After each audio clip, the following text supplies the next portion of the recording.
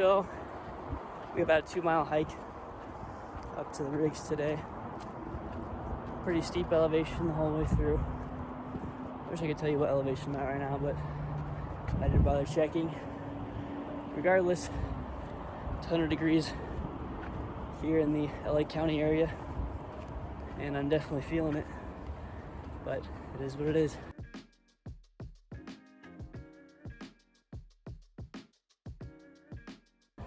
I really didn't think it'd be this hard to talk and walk, but it's quite the challenge. So I want to start with how I got into helium and off-grid. I think it's been about a year and a half or so. Like last summer is probably a good starting point. It's when helium really started to pop off, I think, and the coin price, shortly after, saw its explosion up to 50 in November. And so it started with us just, ordering a couple and doing what everyone else does. Maybe upgrading the antenna. First thing we bought, I think, was a 5.8 dBi, and put it up on my roof and let it go from there like most people do. But we could definitely see that profits were going to start dwindling, and that's when we started to look at other ways that we could expand our coverage and in turn expand our profits. So that's where the idea of off-grid comes in. The first guy that I saw do it to an extent was Helium Down Under, this guy from Australia who had the bright idea of throwing the thing in a box on a cellular and solar connection to get it up higher. So that kind of sprouted the idea of throwing that same sort of build up on a mountainside where it could provide way more coverage than anyone else could provide from their home, and in turn provide better profits. So we ordered all the parts. Ended up going with a RUT 240, 30 amp hour battery, 50 watt panel, as well as a 5.8 antenna. And after some backyard tests, got it working, and then we threw it up on a hillside, and ever since then we've been putting up more and more. Now the next thing that people always ask about off-grid helium is it profitable? And I've gone over this in another video, as well as just some written content online, and it depends on a lot of different factors. Number one, most important thing is, where are you putting it? It's always good to run a check on the location that you have picked out, whether that be, the one thing that I recommend is always using Hotspot RF. That website, it's a great tool. All you have to do is plug in coordinates or drop a pin, put in the other parameters such as what kind of antenna you'll be using and how high up off the ground your antenna is going to be placed. And just off of those three parameters, simulation or running should give you a pretty generally good idea, I guess, of how much you can earn. So with your location in mind and your simulation ran, the next best thing to consider is, how much is it going to cost you to build an off-grid rig? Nowadays, I think you can pick up a miner for probably $200-300, which is not bad at all. You can get an antenna, decent antenna, anywhere from $30 to $60. And top it all off, the last thing that you're going to want to consider with just the building process is where you are in the world. See, here in LA County, as I was complaining about 100-degree weather, we get a lot of sunlight. So as far as making sure that the solar panel and the battery is always getting juice, I don't really have to worry that much. So utilizing a smaller panel and a smaller battery cuts a lot of the upfront costs down. So in my situation, I can use, like I said, 30, maybe even 20 amp hour battery, as well as a 50 watt panel. And that's gonna be significantly cheaper as compared to someone in New York who needs to buy, you know, a 100 amp hour battery, 100 watt panel, and so on, just because they don't get as much sunlight.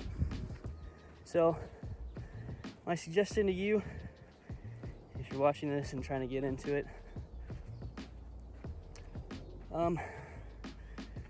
if you live in California, I can tell you exact preferences, but it might take some trial and error if you live anywhere else where it's not as sunny. In that case, you know, you have to return some parts. There is a way to calculate how much power you'll actually need based on how much sunlight your area gets, but it's always more fun just to, you know, dabble with it until you get it right. So the last thing to consider with your data plans, is your data plans, right? So we talked about how you need to power the box, and we talked about briefly how you'll need to run it on a cellular connection. Well, in order to do that, you don't just need a cellular router, you also need a SIM card and data plan, right? So back when we first started doing this, pretty much the standard was having either 100 gigabyte or an unlimited data plan, which is extremely expensive, but at the time helium mining was profitable enough where that didn't really matter. So luckily nowadays, instead of 100 gigs or unlimited, you really only need like 3 to 5 gigabytes because of the light hotspot update, being that the miners are now off chain. The amount of data that they use is way less than it used to be. So that's a huge plus for off-grid mining. So when we put everything together that we talked about so far, in my neck of the woods, it should cost me about maybe $600, $700 to put together a rig. And then if I average about, let's say $60 per month per rig, right, in profit, minus my $15 data plan, puts me at about $45 in profit per month. And that's just as of now. That could always change for better or worse, but I think that puts me at about a year to break even on the upfront costs, as in paying for the whole rig, which isn't that bad in my opinion. But again, profitability can always change, and that's where I want to get into my next topic here. So nowadays, it's much better to get into off-grid if you're doing it for a reason other than money, because there's no telling where the price of helium is going, and I'm definitely bullish, but the reward scale and the amount of rewards you receive obviously has been consistently dwindling for a while now, and the coin price, ideally you would want it to be able to catch up and counteract the actual amount of dwindling rewards we're receiving, right? So if right now I make 0.5 a day off mining, and I, in a month from now, make 0.25, it'd be better to see the coin price, you know, bump up from $5, you know, to $10. That way, roughly, I'm making still about the same amount of money. But in an ideal world, we can't really guess what's going to happen with the price or the rewards, you know, pool payout. So it's much easier to find a reason to put these things up as a hobby, or in my case, and it is a hobby as well, I guess, but in my case, you find, you know, a company that has an actual use case and needs these off-grid rigs deployed. Recently, the company that I work for, called Buffalo Market, it's a trucking company with a huge emphasis on software development and kind of resculpting the food distribution industry as a whole. They've been looking into helium as a great way to address their trucking needs. Real quick, we'll get a shot that way so you guys can see how far we've come.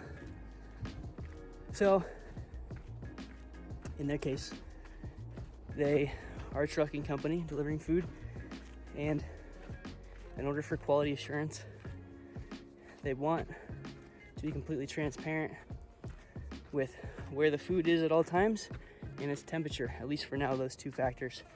So, if you know where I'm going with this, IoT is a great place to address those two things. You can get GPS sensors and temperature sensors equipped in every truck. Now, where off-grid comes in is providing coverage wherever those trucks need to go. So in this case, building these rigs and deploying them isn't just for building a profit, it's for helping a company with their actual IoT use case. So we're just about at the top now. I'm a bit out of breath, admittedly. Could definitely be in better shape, but you know, it wasn't too bad for 100 degrees. So, yeah, well, you don't really have a view. Let me find you a better one. Best for me not to show everything, but you know, there is a view back there. We're relatively high up, so I'll end up dropping the elevation probably on screen on the video for you guys. I guess another good topic that I probably should cover is, if you're gonna do this, you don't have the luxury of a road, you know, that you can access with a car or, you know, ATV or something of that, you know, liking. You're gonna be stuck doing this, which is part of just one of the other benefits of it, in my opinion. Other people might not see it that way, but you know, it's part of the hobby part. If your machine goes down for some reason, or I don't know, it's probably the only reason why you'd come up there actually, you know, that gives you a reason to go out and hike. And other than that, you have to consider how heavy the equipment is in the whole rig itself and how you're gonna manage to get it to where you want it. So in my case, I normally get a buddy to help me, and we split the rig into two and try our best to carry it up all at once, set it up and be done with it. When you go on a deployment like that, it helps to just keep it on the entire way through, from the time that, you know, you have it in the backyard at home to when you get it up on the mountain. And it's pretty much seamless. You don't have to wait for it to turn on and make sure that everything's working properly. When you get up there, you can just, you know, stake it to the ground and go on your way. Alright, so we made it up. Here we are at the rig. As you can see, I'll give you a little bit of a view there. There's not much to see, but there's something at least. Here's a view of the inside. A quick breakdown on that. So obviously you have your sense cap, cell router, battery, charge controller. That's my buck boost converter that makes sure that everything is receiving the right amount of voltage in the rig. As you can see, there's little flies and birds have visited. Other than that, your cable glands in the back. That's so the solar panel wires can get in and the antenna can get out. That's cell router antennas on the side. And your solar panel and your antenna.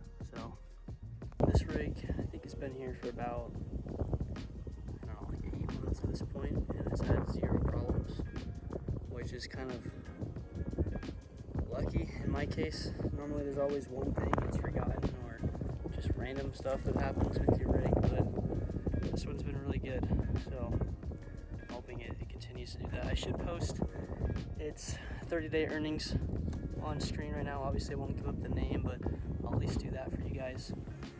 And that, hope you guys enjoyed this video. It was fun to get up here and hike today. And again, if you're looking to get into off-grid, just consider the costs. Be ready to hike if you have to. And most importantly, try to find a use case or some company that needs, IoT coverage as it is, that'll, help you put these things up. I guess most importantly also to mention is be ready to come up and fix them. It's not always going to be perfect the first time around, but other than that, yeah. See you guys in the next one. Thanks.